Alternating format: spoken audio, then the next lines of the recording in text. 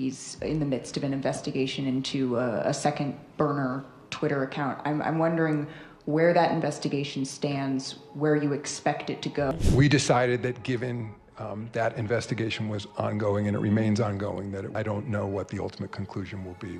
We'll see where the facts take us. Picture this. You're waking up to the most jaw-dropping headline in sports. Is the WNBA actually rigged? But I'm not talking about a few missed calls or the typical grumbling about referees after a tight game. I'm talking about a conspiracy so deep it runs from the hardwood to the highest office in the league. Secret money trails, hidden agendas, allegations of refs being greased to favor certain outcomes. The whole thing detonated when NBA Commissioner Adam Silver took center stage and dropped a truth bomb, one that rattled the entire world of professional basketball. He didn't just suggest impropriety, he laid out an alleged scheme that reads more like a Netflix crime thriller than anything you'd expect in women's hoops. There's a leaked list floating around, complete with names, payoffs, audio files, and whispers about consulting fees that make you wonder how deep the rabbit hole goes. And sitting dead center in the crosshairs, WNBA Commissioner Kathy Engelbert, accused of orchestrating a system that rewards some, silences others, and potentially pulls the strings on who gets to be a star and who gets left in the shadows. If this all proves true, it isn't just a black eye for the league. It could end the WNBA as we know it. Stick around because this isn't just another scandal, this is a reckoning.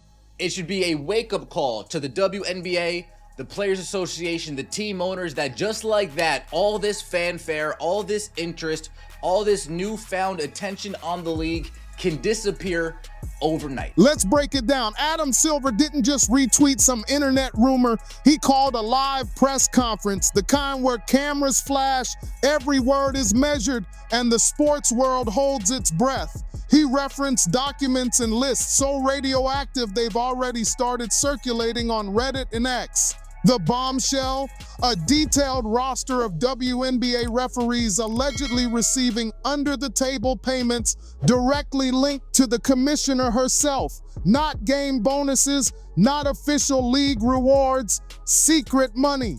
The accusations go further. Certain games were managed to protect preferred stars, keep others on the margins, and balance outcomes in a way that might look fair to a casual fan, but feels downright criminal once you know what's going on behind the curtain.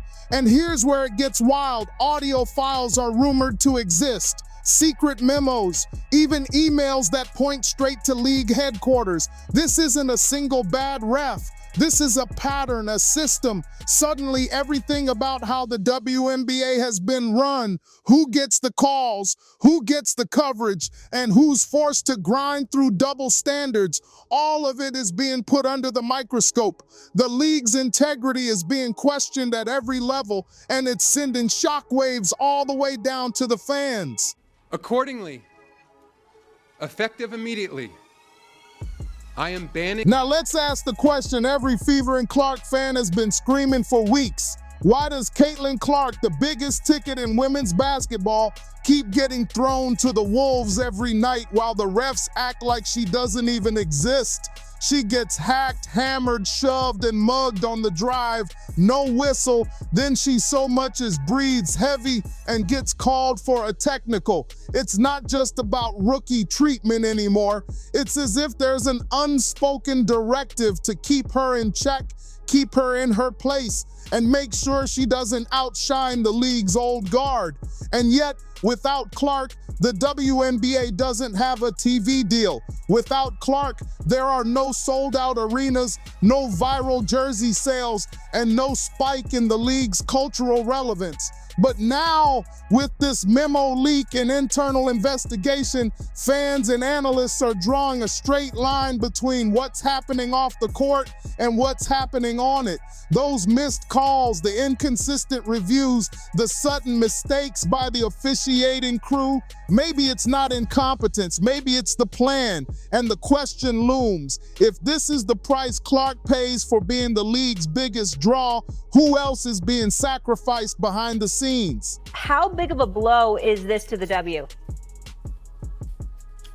We'll find out. We don't know yet, but I'm going to be really, really interested in seeing, Molly, what kind of effect this has on the WNBA's ratings. Because if for some reason there is a precipitous drop-off, then everybody needs to stand down and recognize the fact that the speculation or the assertions and assumptions about her being the golden goose is valid. Let's get specific, because when you pull up the stats, the pattern becomes undeniable. Take the last Fever versus Aces matchup. AJ Wilson steps to the line 13 times. The entire Indiana roster, barely more than that as a team. Every time the Fever get a run going, the whistle comes out to kill momentum. Meanwhile, Aaliyah Boston, one of the game's most physical, dominant post players, gets hammered in the paint, fights through double teams, but walks away with just 2 free throw attempts. Is this just coincidence, or is it orchestration? Are certain players being given the golden treatment because they're the face of the league, while others, no matter how many fans they bring, get boxed out? If you're a fan, how can you watch this and not wonder, is the MVP race legit? Is the league playing favorites, or worse, are they gaming the system for profit, TV drama, or hidden agendas? I don't know. And what does that overall do to the WNBA? This is your time to shine, ladies. I mean, the ladies of the WNBA have whined and moaned that it's not about one person. Well, okay, for a couple weeks, right here in the middle of it, you get a chance to prove that it's not only about one person. This isn't just a headache for fans. Indiana head coach Stephanie White has been losing her mind courtside, risking fines and her reputation to defend her players. She gets teched up game after game for demanding accountability from the refs.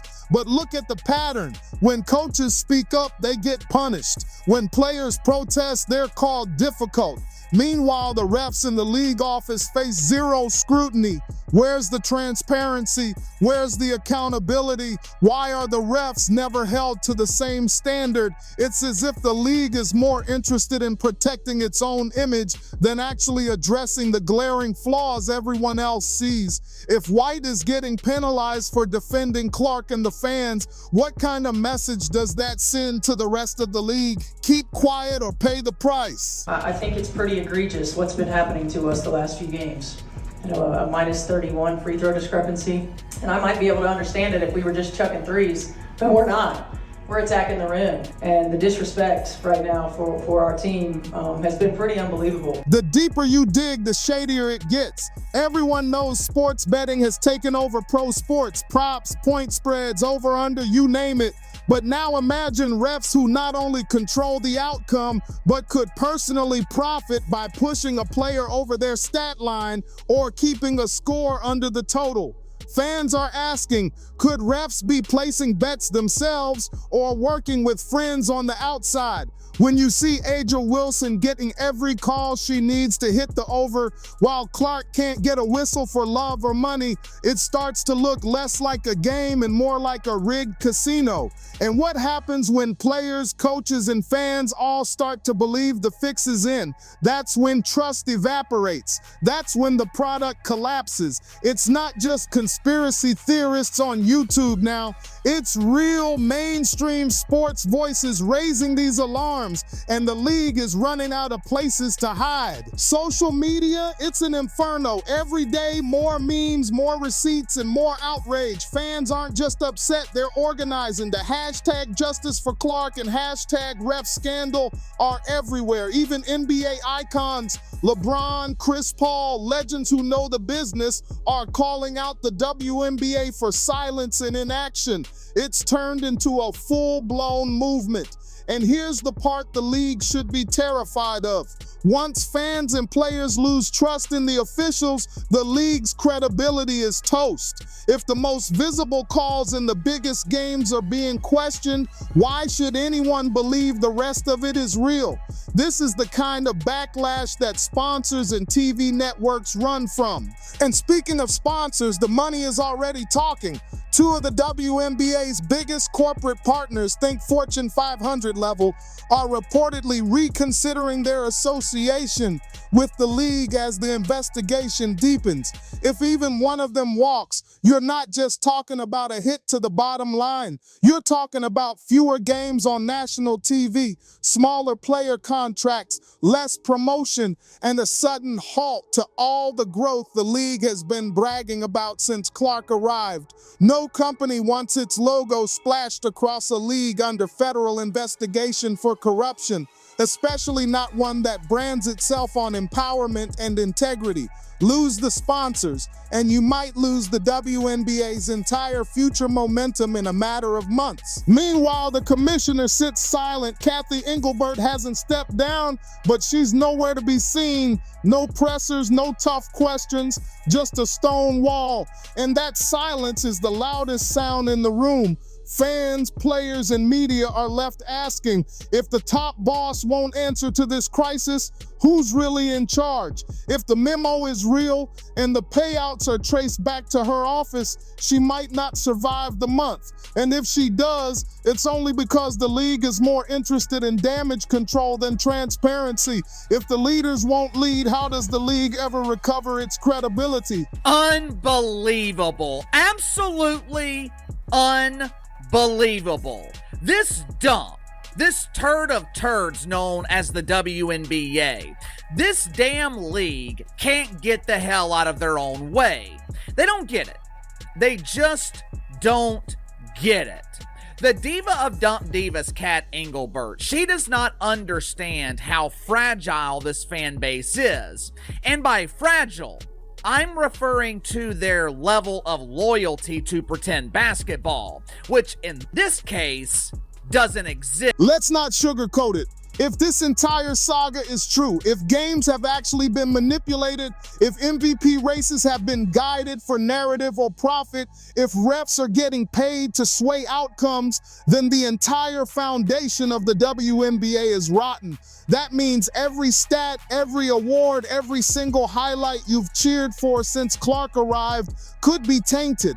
It would mean the league's historic moments, the rise of its brightest stars, the playoff races, and the whole female empowerment marketing push were just a cover for a rigged system. That's not just a scandal, that's an existential crisis for the sport. So, where do we go from here? Some say let the NBA take over, let Adam Silver's team do a full audit and clean house. Others are calling for immediate suspension of all officials named in the investigation and a league-wide reset. Do you go back and review games, change outcomes, strip awards? Can you ever rebuild trust with fans? Or will the shadow of this scandal hang over every buzzer beater and every all-star game for years? This is a crossroads moment. The kind leagues either survive by making radical change or collapse because they pretend it will go away. And it's bigger than Caitlin Clark, Aja Wilson, or a handful of coaches. This is about every single woman who ever believed in the WNBA. Every young fan, every grassroots player, every parent who thought their daughter could grow up to play in a fair, inspiring league. If this is the reckoning, if this is the end of business as usual, then the WNBA might finally have a shot at real lasting reform. But if the league sweeps this under the rug, the sponsors, fans, and new audiences will all walk away. So what do you think? Is the WNBA too far gone, or can it come back stronger than ever? It just ends their chances. And it diminishes the interest in the WNBA as a whole. If we're like, more than diminishes, is a devastating blow to the interest in the WNBA as a whole, due to the magnetism and the Clark effect. They were saying cautious approach before.